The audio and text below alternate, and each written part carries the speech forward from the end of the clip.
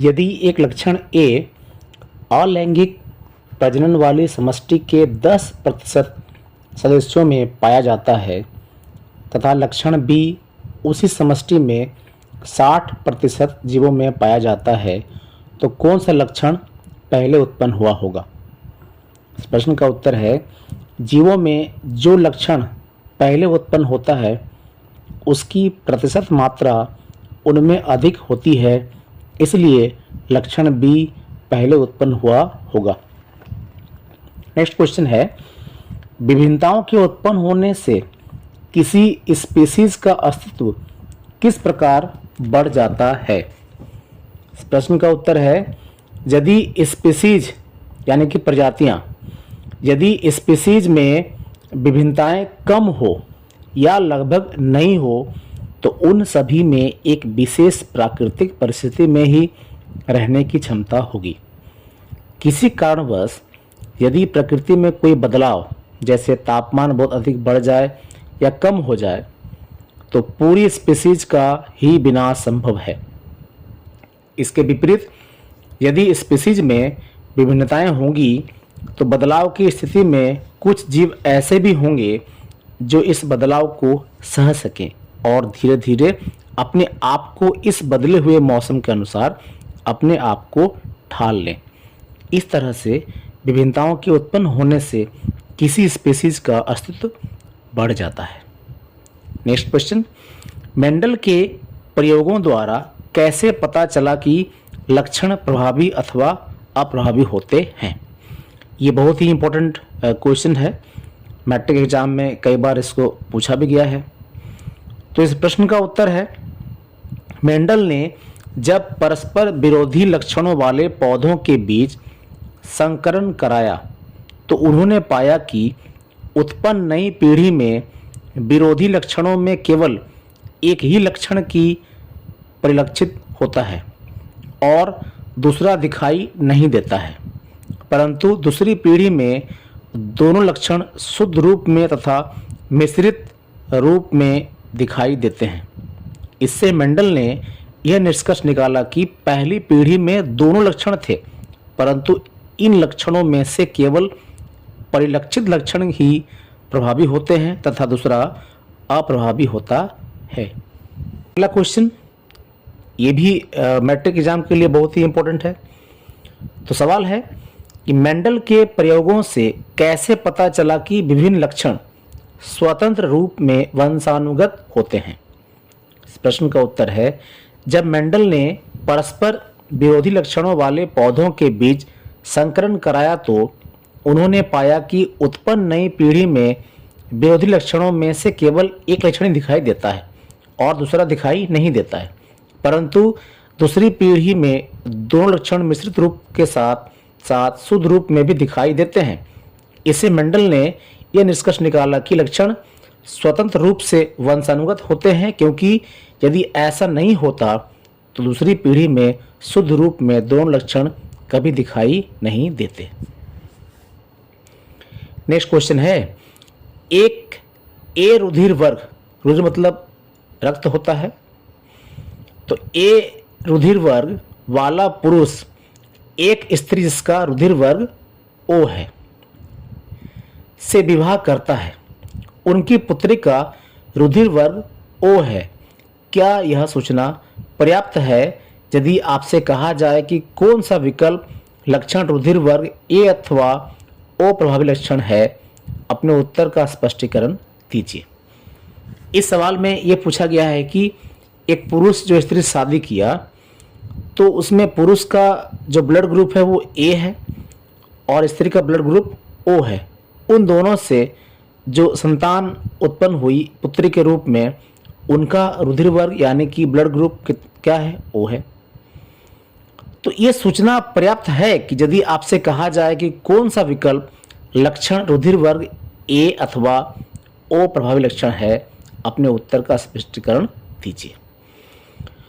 तो इस प्रश्न का उत्तर इस प्रकार हम देंगे, यह सूचना पर्याप्त नहीं है क्योंकि पुत्री का रुधिर वर्ग ओ माँ और पिता दोनों के जीन्स के संयोजन से प्राप्त हुआ है। हो सकता है कि पुत्री ने पिता से लक्षण ओ प्राप्त किया हो और मां से लक्षण ओ प्राप्त किया हो। अब बढ़ते हैं अगले प्रश्न की ओर। मानव में बच्चे का लिंग निर्धारण कैसे होता है?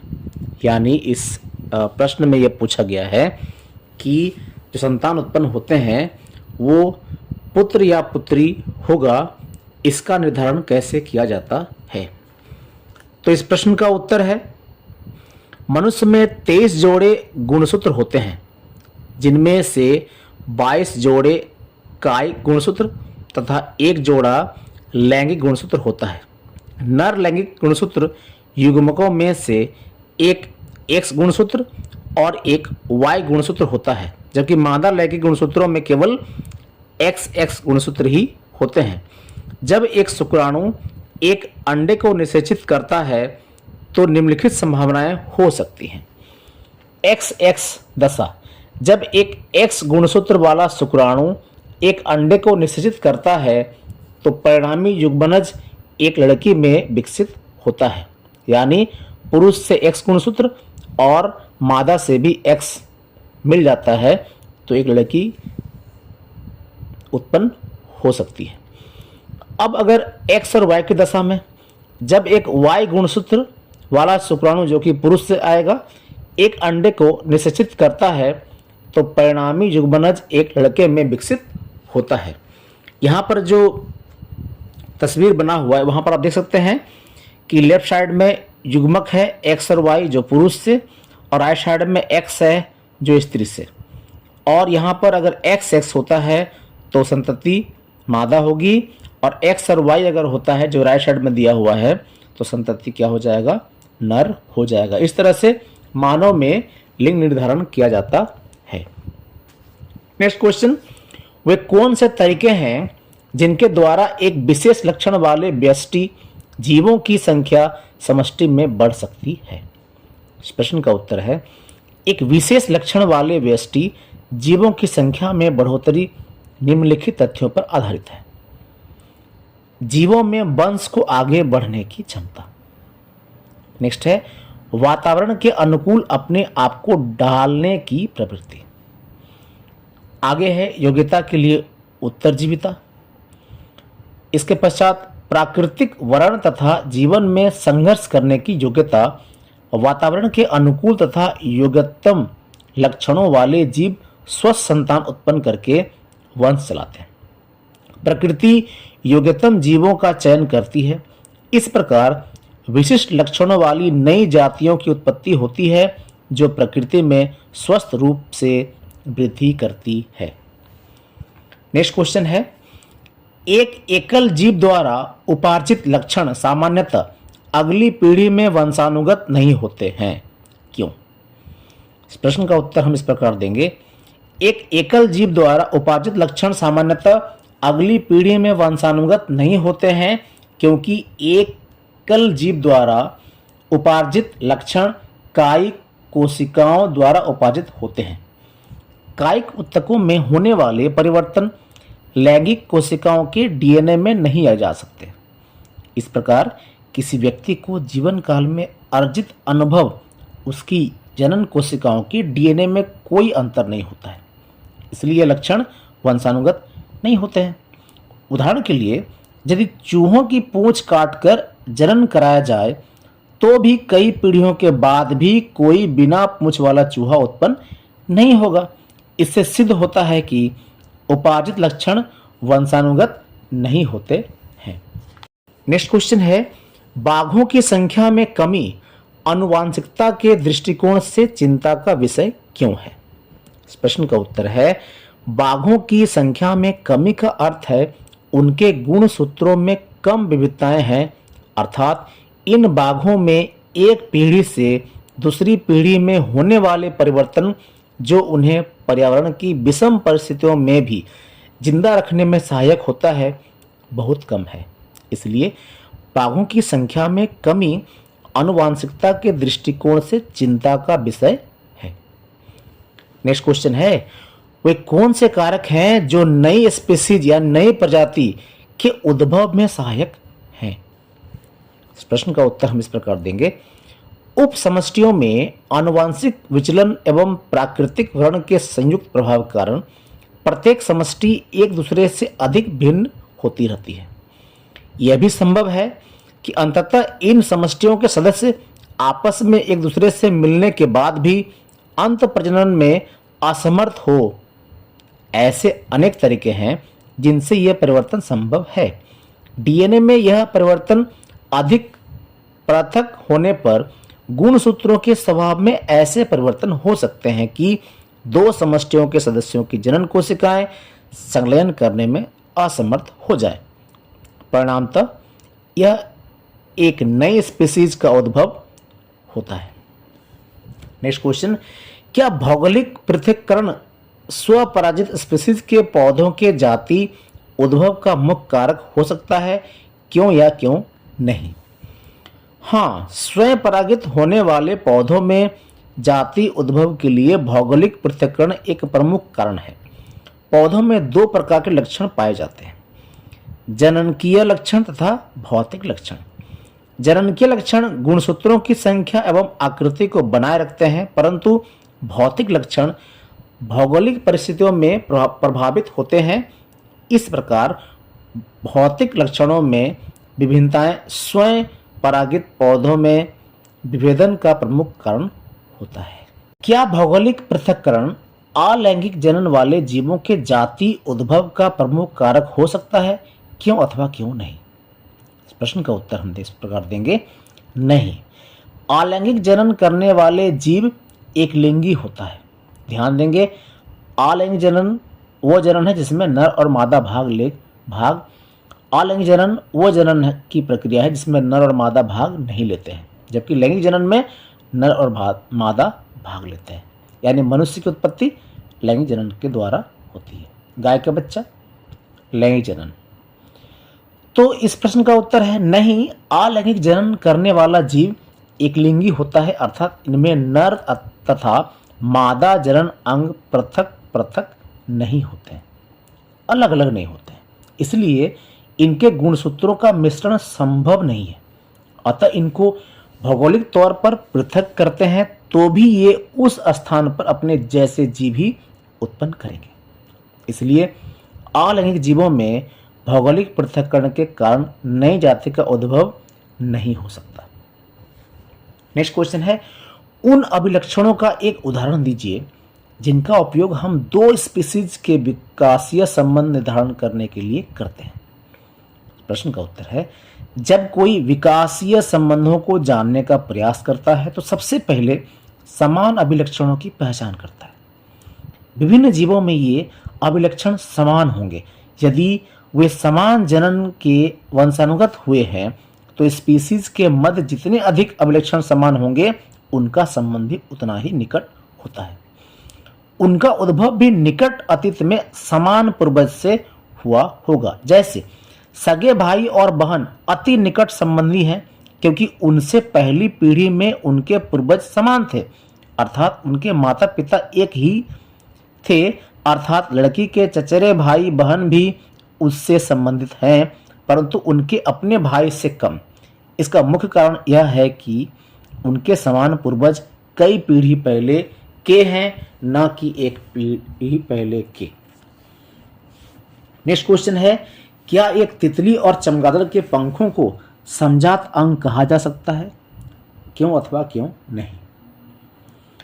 तो इसका प्रश्न का उत्तर है नहीं। तितली और चमगादड़ के पंखों को समजात अंग नहीं कहा जा सकता क्योंकि चमगादड़ के पंख मुख्यतः उसकी दीर्घित अंगुली के मध्य भाग की त्वचा के फैलने से बनते हैं, लेकिन तितली के पंख उसकी पूरी अग्रबाहु की त्वचा के फैलाव का नतीजा है जो परों से ढकी रहती है।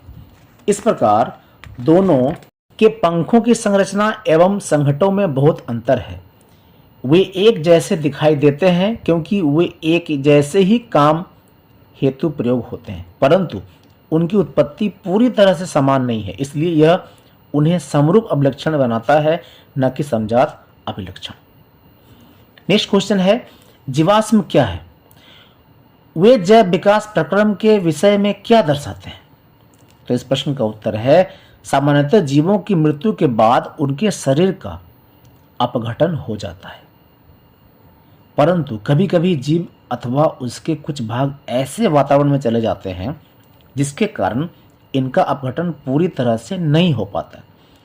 जीवों के इस प्रकार के परिरक्षित अवशेष जीवाश्म कहलाते हैं। उदाहरण के लिए, यदि कोई मृत कीट गर्म मिट्टी में सूखकर कठोर हो जाए तथा उसमें कीट के शरीर की छाप सुरक्षित रह जाए, यदि किसी स्थान की खुदाई की जाए तो एक विशेष गहराई के बाद जीवाश्म मिलने लगते हैं। जीवाश्म यानी जीवों के अस्म, जीवों के अवशेष। पृथ्वी की सतह के निकट वाले जीवाश्म की अपेक्षा अधिक नए होते हैं। जैव विकास को जानने की दूसरी विधि है कार्बन डेटिंग, जिसमें जीवाश्म में पाए जाने वाले तत्वों के विभिन्न समस्थानिकों के अनुपात के आधार पर जीवाश्म का समय निर्धारण किया जाता है। नेक्स्ट क्वेश्चन है, क्या कारण है कि आकृति, आकार, रंग, रूप में इतने भिन्न दिखाई पड़ने वाले मानव एक ही स्पीशीज के सदस्य हैं? इस प्रश्न का उत्तर है हाँ, आकृति, आकार, रंग, रूप में भिन्न दिखाई देने वाले मानव एक ही स्पीशीज के सदस्य हैं, क्योंकि सभी मानवों में इन सब विभिन्नताओं के कारण शारीरिक संरचना, संगठन, क्रियाविधि आदि से संबंधित बहुत सी समानताएं होती हैं। इसके अतिरिक्त इनमें पाए जाने वाले गुणसूत्रों की संख्या तथा उनकी संरचना भी समान होती है। इस प्रकार यह स्पष्ट है कि सभी मानव एक ही स्पीशीज के हैं। इनमें ये विभिन्नताएं केवल आनुवांशिक विचलन, भौगोलिक परिस्थितियों में परिवर्तन का परिणाम है। नेक्स्ट क्वेश्चन है, विकास के आधार पर क्या आप बता सकते हैं कि जीवाणु, मकड़ी, मछली तथा चिंपैंजी में किसका शरीर अभिकल्प उत्तम है? अपने उत्तर की व्याख्या कीजिए। विकास के आधार पर जीवाणु, मकड़ी, मछली तथा चिंपैंजी में शारीरिक अभिकल्प उत्तम है, क्योंकि चिंपैंजी की शारीरिक संरचना इन सबसे जटिल है। हम जानते हैं कि विकास में प्रगति की स्पष्ट प्रवृत्ति है। समय के साथ साथ शारीरिक अभिकल्प की जटिलता में वृद्धि होती है। अत्यंत प्राचीन एवं सरल अभिकल्प जो आज भी अस्तित्व में है वो जीवाणु है।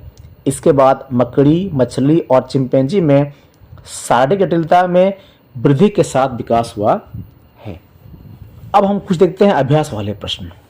मेंडल के प्रयोग में लंबे मटर के पौधे जिनकी बैंगनी पुष्प थे का संकरण बौने पौधों जिनके सफेद पुष्प थे से कराया गया। इनकी संतति के सभी जीवों में पुष्प बैंगनी रंग के थे, परंतु उनमें से लगभग आधे बौने थे। इससे कहा जा सकता है कि लंबे जनक पौधों की आनुवंशिक रचना निम्न थी। तो इसका उत्तर है TTWW। तो नेक्स्ट क्वेश्चन देखते हैं। समजात अंगों का उदाहरण है हमारा हाथ तथा कुत्ते के अग्रपाद, हमारे दांत तथा हाथी के दांत, आलू एवं घास के ऊपरी भूस्तारी या उपरोक्त सभी। तो इस प्रश्न का उत्तर है उपरोक्त सभी समजात अंग के लक्षण या उदाहरण हैं।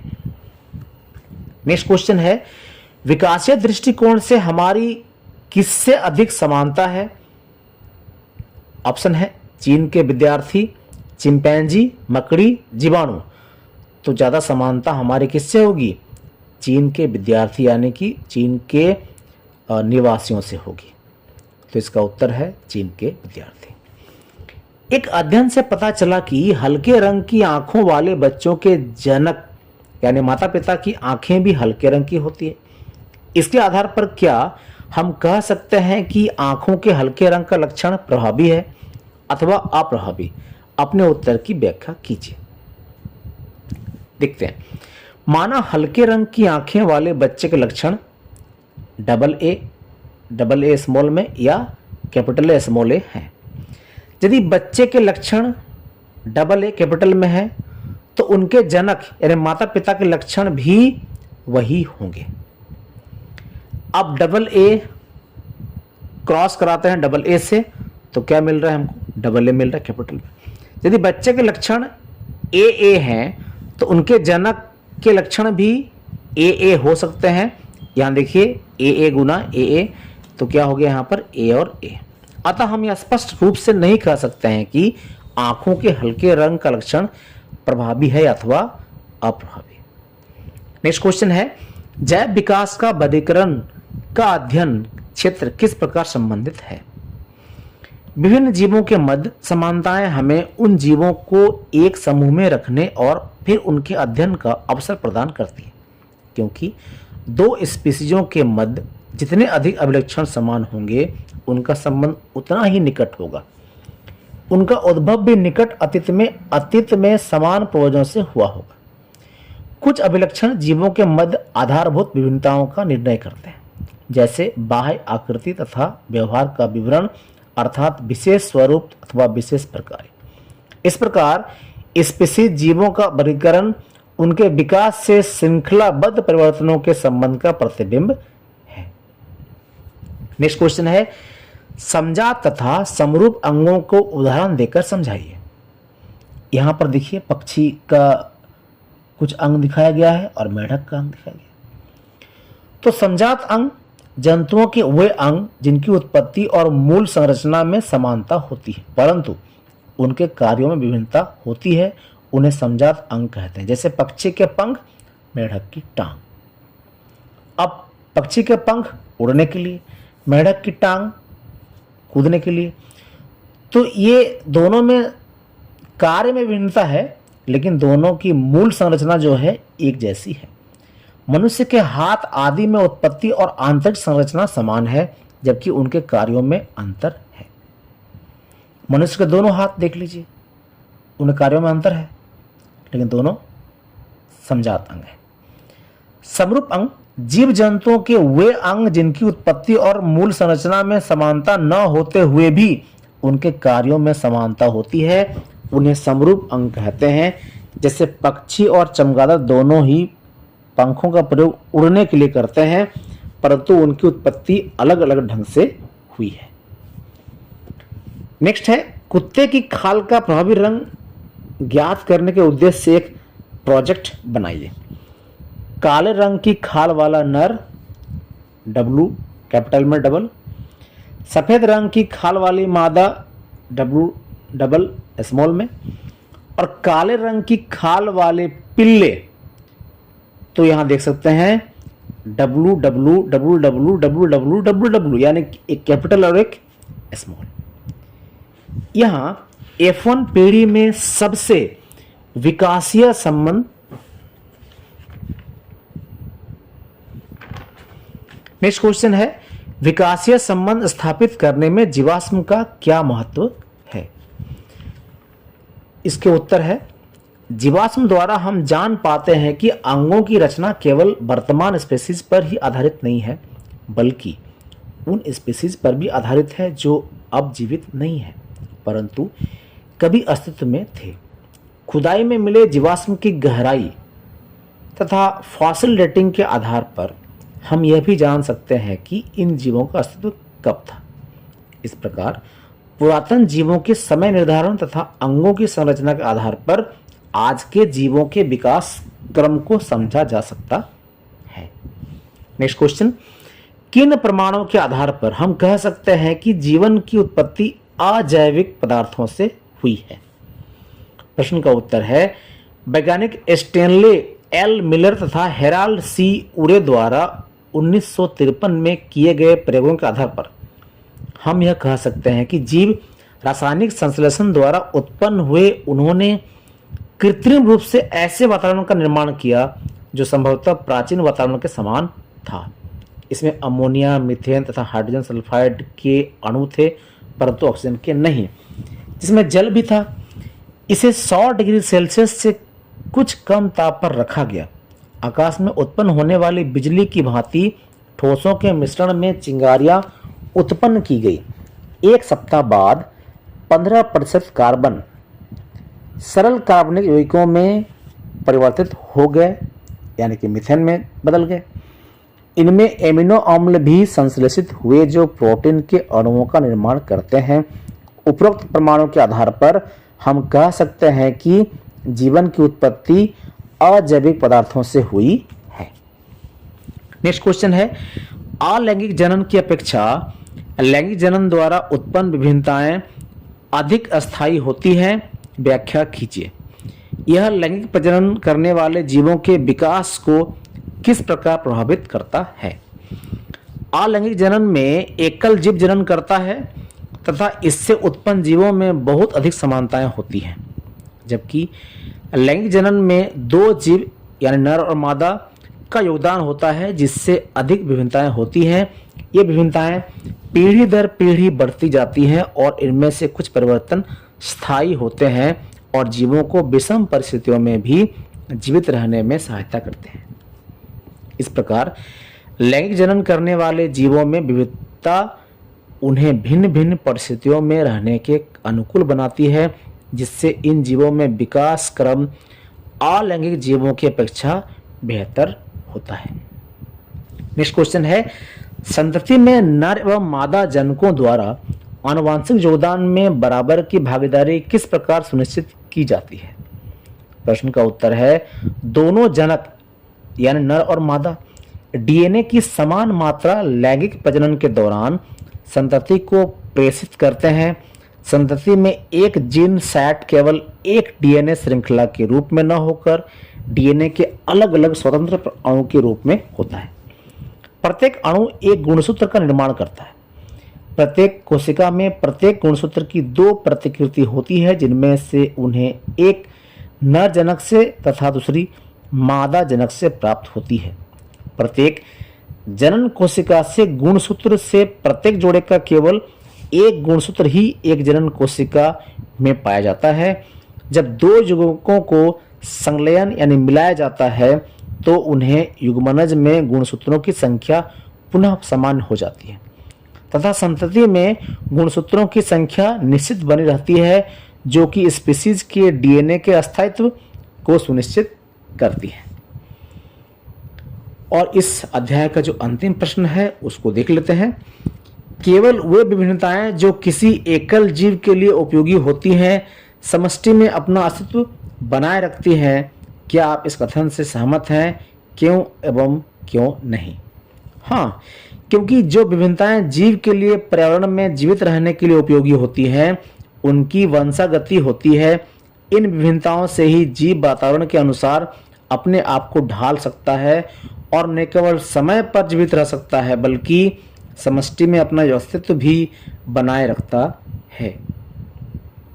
तो विद्यार्थियों, निश्चित ही आप लोगों को इस प्रश्न और उनके उत्तर को याद कर लेना चाहिए और आपके जो आगामी परीक्षा है उसमें बेहतर अंक प्राप्त करना है या बेहतर आपको अपना प्रदर्शन करना है। तो ये जो भी आपको बताया जा रहा है, पढ़ाया जा रहा है, उसको आप बहुत ही अच्छे ढंग से तैयारी कीजिए और आप मैट्रिक में आपकी परीक्षा में अच्छे अंकों से प्राप्त कीजिए।